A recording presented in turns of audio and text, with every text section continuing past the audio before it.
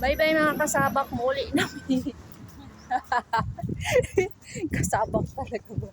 Pauso ng pasabak ba? Dumadong ka muna dumaan sa sa Miracle na Pauso sa pasabak guys ba? Upo tayo dun. Saan ba? Sa Miracle na pa. Miratre? Mahangin naman. Ano Miratre? Mirapay pala ng park. Mirapay. Upo muna tayo dun sa medyo mahangin naman. Ayan guys, kinakain ko na yung buho ko sa lakas ng hangin. Pagtung na inyong kasabak guys. Daig pang pinapakuluan ng pinakuluan ng tawag dito. Mahangin naman. Alam niyo guys, alam niyo mga kasabak yung init dito sa Dubai. Parang yung kumukulong tubig, daig pang kumukulong tubig. Pero mas malala sa Kuwait at saka Saudi. Kasi kapag lumabas ka na ganito yung suot mo, patay. Sunog agad yung balat mo. Akala ko katayin ka na ni Baba.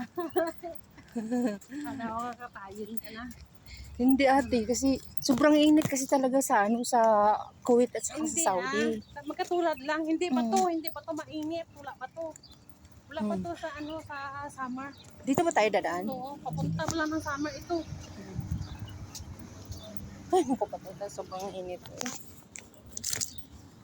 Ano pa ang init talaga mga June, July. Yan na, diyan talaga magsimula. Oo nga. Ito wala nakakatapos sa winter.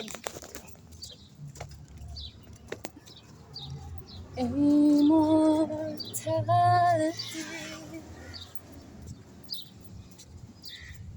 Gym to dito iba.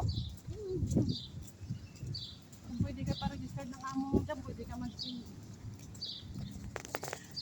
Not being so far in my heart.